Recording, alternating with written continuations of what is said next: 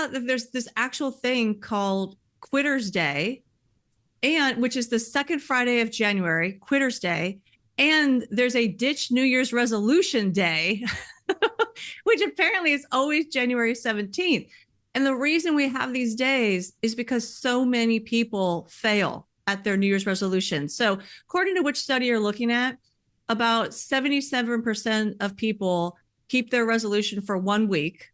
All right. But by the end of the second week, about 88% of people fail. So almost everybody fails by the end of 2 weeks. Hence, we have now this like National Quitters Day and Ditch New Year's Resolutions Day. So this I think is evidence to what I was saying, is that, you know, if you really want to do something, you're going to be motivated to just do it instead of setting this arbitrary date. Like, okay, now everybody, January 1st, we're going to change our behavior. And that often doesn't work that way. And we can get into more about that too, in terms of like, usually it's really hard to change a habit because these are coping mechanisms that we have. So without going down too big of a rabbit hole there, oftentimes we develop mechanisms to help us cope with stress and stressful situations, like binge eating or shopping or being on social media, you know, checking our emails. These are all different types of coping mechanisms, and they calm the nervous system down. And your nervous system is really good at bringing you back to activities that help it calm itself down. So you can think of that as almost an addiction, right? The nervous system will drive you to do things that will help you calm down. And so these are actually coping mechanisms that we've developed. And so all of a sudden we're like, January 1, I'm going to change this habit. What you're really saying is, I'm going to change this coping mechanism. And the nervous system doesn't work that way.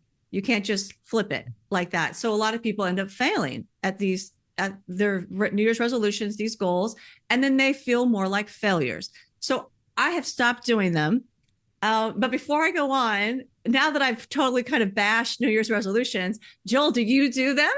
Yeah, well, no, I don't. I never have, but that doesn't mean I guess when I feel like I need to make a change, I just say, well, I don't care what day it is. Uh,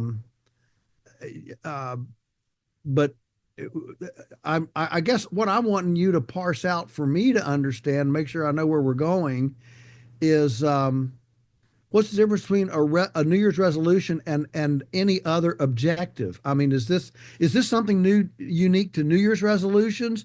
Or, I mean, objectives are good, aren't they? I mean, strategic objectives, goals are good. I mean, who would say, you should never set a goal?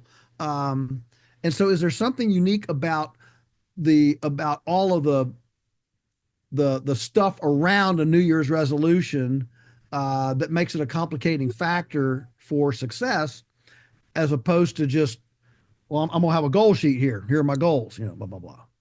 Well, and this is a great point. So they're both goals, right? Whether you set a goal during the year or you set it at the New Year's resolution time period.